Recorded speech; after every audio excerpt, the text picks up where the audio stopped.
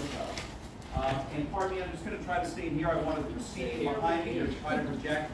If your back's a little turned to me, sorry, we don't have a mic. Please feel free to get pizza and sandwiches while I'm talking. It's probably more interesting than what I have to say. No, in all seriousness, we had a lot of things happening in Boca. And this is more of a review of the last 16 months. I've got no slides today. We're just chatting informally, and I want to save a little time for some questions. Just a little. We got through it. We've gotten through a lot of this. We're still mindful that there might be, heaven forbid, a second wave or a third or fourth wave of the virus in the fall. But I'm grateful that our vaccination rates are high, that the infection rates, the new case rates are down around 3% for a 2-week period, which is a great milestone, and we hope those numbers continue, because we want our students who are not yet fully vaccinated. I've got kids who are not eligible for the vaccine. We want to get as many people vaccinated as possible, keep those numbers down for the people who can't get vaccinated, and some people may choose not to. So herd immunity is helped by more people get vaccinated. And vaccines have been readily available for months. I know this because when we first started, we were working very hard with the state to try to roll out vaccine. The federal and state delivery systems were not what I think we might have helped for, and we learned now a lot of lessons that will help us, heaven forbid, we have another pandemic of any type. And with travel increase of what it is, it's probably not going to be another 100 years, unfortunately, like it was since the last big pandemic of this type of the flu outbreak of 1918. So a lot of lessons learned. I'll start with just some of those from the pandemic, and then I'll pivot more to what we're looking ahead, because we just came off the tail end of our strategic planning session last night, the conclusion of 3 days of work over a several-week period, which is our annual process. We learned a lot of lessons about collaboration and emergency response.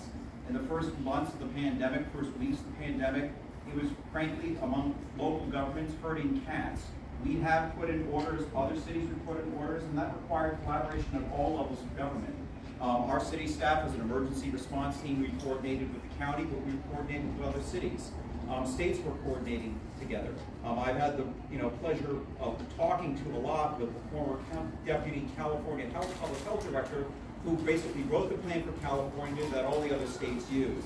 So a year later, I got to thank her for what she had done early on in providing guidance for implementation of prevention measures that Miami-Dade followed, that Broward followed, that we and other places followed. It was challenging, very challenging, and it's confusing for us who live in Boca, knowing you go across Military Trail, that's not the city of Boca Raton anymore. That's West Boca. It's the county. And when we had orders put in place and they didn't, it was very awkward. So we worked to coordinate with the county to make sure things were consistent, to try to bring some order to a time of great disorder. I mentioned the vaccine. I want to give great credit to our city staff, just on the vaccine and then generally for what they did, because we got notice within less than 12 hours of getting notice officially that we would have vaccine available for distribution to residents. We had our website up and running. It did not crash unlike so many other places. And we got 200 vaccines delivered. That's a whole lot that we got delivered the next day. And all the follow-up appointments scheduled. And that was early going. We were one of the few cities to be able to get vaccines distributed. As the plan shifted more toward the private sector and Publix, and then later Walgreens, Walmart, and CVS got those vaccines out, cities weren't getting special allocations, but we were prepared to do more. We were eager to do more, as so many in our community were. And I was thinking, just now about how intense it was in January and February, people jockeying to get vaccine. And look where we came in what is comparatively a short amount of time for where we thought we'd be. I was actually out of town for the first time in 16 months, just this past weekend, and it was, I was glad I was able to go up for a family event out of town and fly in a plane. We didn't think that would be able to happen. It did. Let me just give great credit.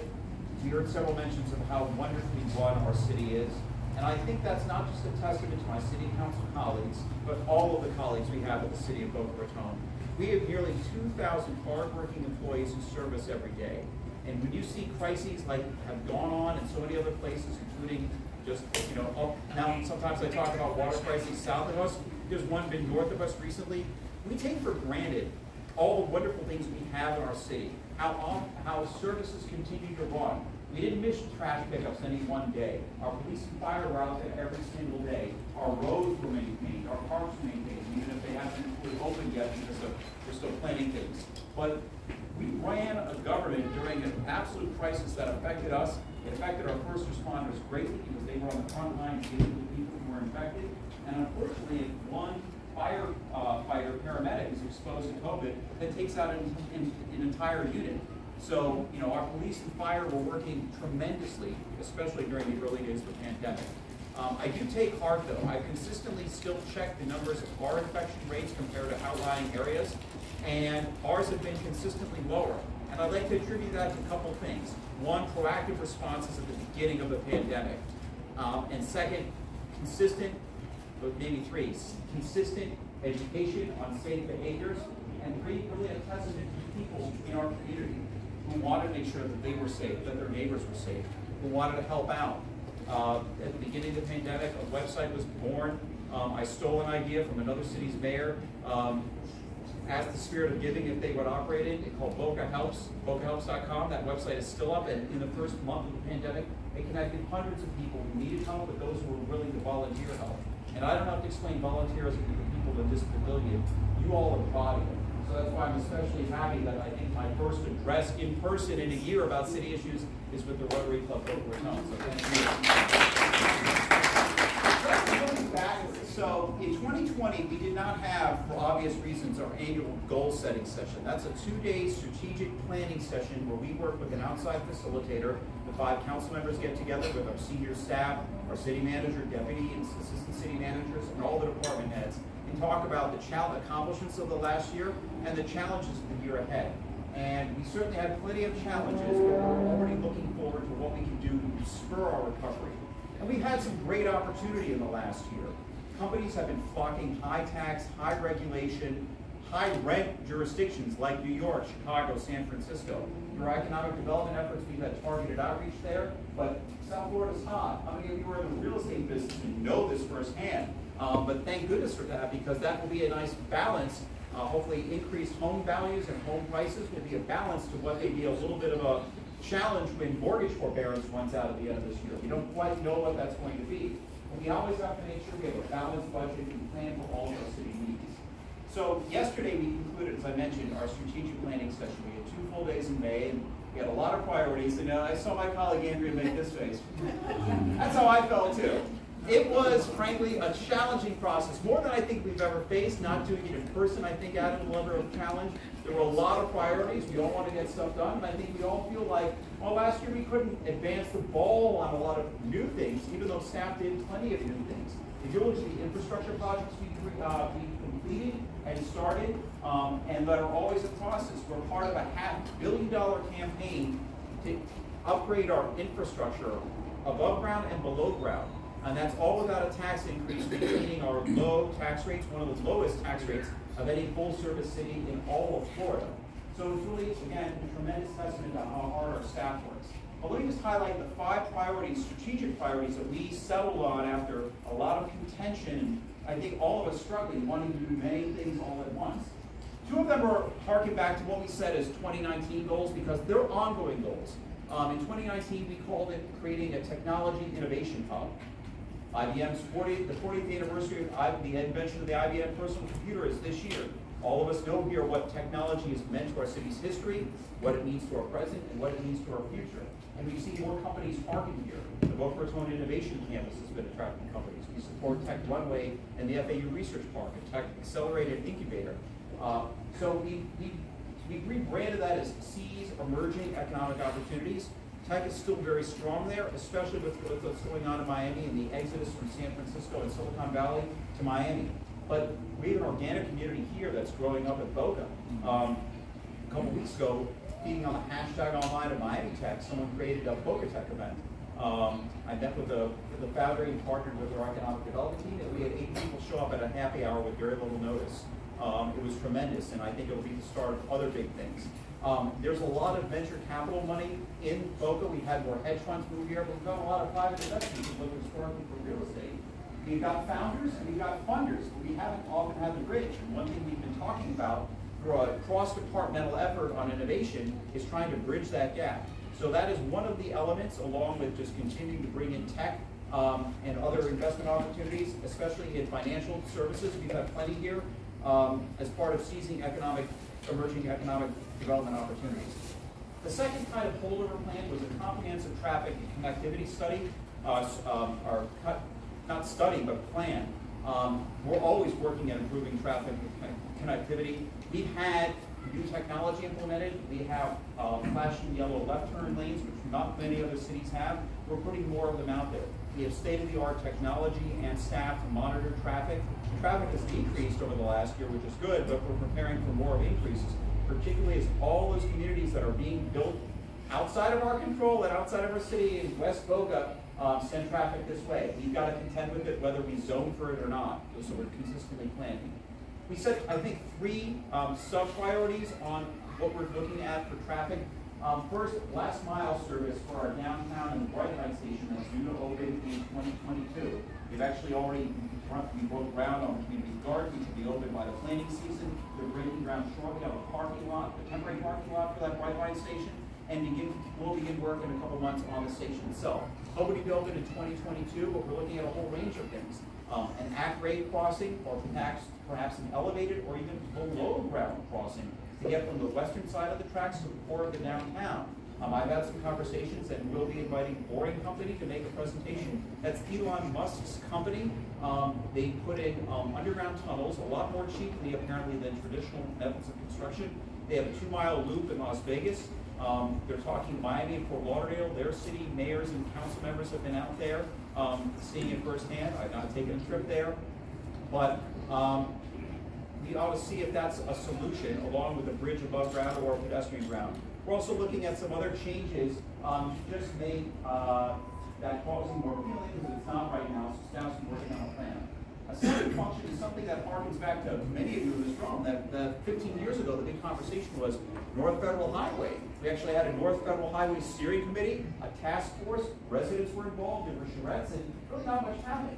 Well, there's an opportunity now to connect Jeffrey Street, which is the dead end of Clinton, over across the tracks to North Federal Highway. And there's a possibility, thank you for the claps there, there's a possibility that if constructed, would unlock a lot of opportunity for what has been, frankly, a laggard section of our city. Without access out to Clintmore, or not, there's no access to Clintmore, so you gotta go to Lincoln to get out, or Yamato. And with more traffic coming here, especially with Clintmore getting built out all the way as 441, with more commercial development, there's more traffic coming here. There are very few opportunities for us to improve our grid. We only have one thoroughfare that goes from east, all the way from A1A out to the edge of the city, out to the edge of the Everglades. It's called Winter Park Road. Spanish River is the second bridge, but it dead ends at Military. Glades Road dead ends at Federal. Yamato dead ends at Federal. Clintmore doesn't even beat Federal. So there are very few places where you can just bridge, puts a small gap of frontage from here to the other side of the, not even the baseball fields. You bridge that and you connect the thoroughfare. And I think the residents of Boca Chica are going to need it as they build up as that golf course or whatever recreational changes happen there. And we've already seen it because the Clintmore Bridge has been closed and we've been getting issues with increased traffic on Yamato. A third thing is connecting our interconnected, really connecting, closing off. We've got a lot of great walking paths and multi-use paths in our city, but we don't have connectivity to all of them. So we're going to be looking at what we can do to connect places. So overall Rio, connecting into other trails. So those are other elements of that. I talk a lot about traffic, but why? Because we got a lot of concerns about traffic consistently. Go back to the 1950s, there were concerns about traffic in this city. 3 other things that we set as goals, and they were talking about partnership with community and making sure we're vibrant and sustainable. A lot of you may have heard of the BRADEC group, the Boca Raton Arts and Development Exploratory Corporation. It's a nonprofit group headed by a lot of Boca people who are looking at plans for the Boca Raton Center for Arts and Innovation. We've been talking about this for months. We made this a priority to make clear that this is something we want to get done. They are proposing constructing a more than $100 million facility at the north end of Meisner Park to replace the amphitheater and augment it, to really redo the outdoor amphitheater, to build a multi-performance indoor-outdoor stage for fine arts, performing arts, have other uses, homes for organizations in Boca. The great thing about this, they're only seeking, they lowered their request of the city, they're only seeking a long-term lease. They are not seeking city funds to do this. They are optimistic that they will raise more than $100 million they need to construct, fund, and endow this facility. And make it available to all of us. A world-class performing arts center, a little different than market than Travis or Broward Center, they're not looking to compete, and they feel confident they're going to get that done. So we're working on the details of the land lease. You know, the land leases are complicated. We're still contending with one from 30 years ago at Meister Park. So staff's going to work on that, following that for the council. But I think it's really exciting. They've really taken off in the last few months about the enthusiasm they have for this project and potentially some major donors, philanthropists, and other supporters. So that will be really great. Palmetto Park Road, east of the Intercoastal Waterway. A group of neighbors reached out and said that they had concerns about the safety in their neighborhood and also just pedestrian access. They put forward some plans. That's a county road, but we made that a priority to look at that, work with the county, and figure out what works, and also create the experience for pedestrians who go to our beach. Some have said that's the gateway to the city. I'd like to think of it more of a destination for people who come in. Other places, they end up there. So I get why you want it looking good and making sure it's passable.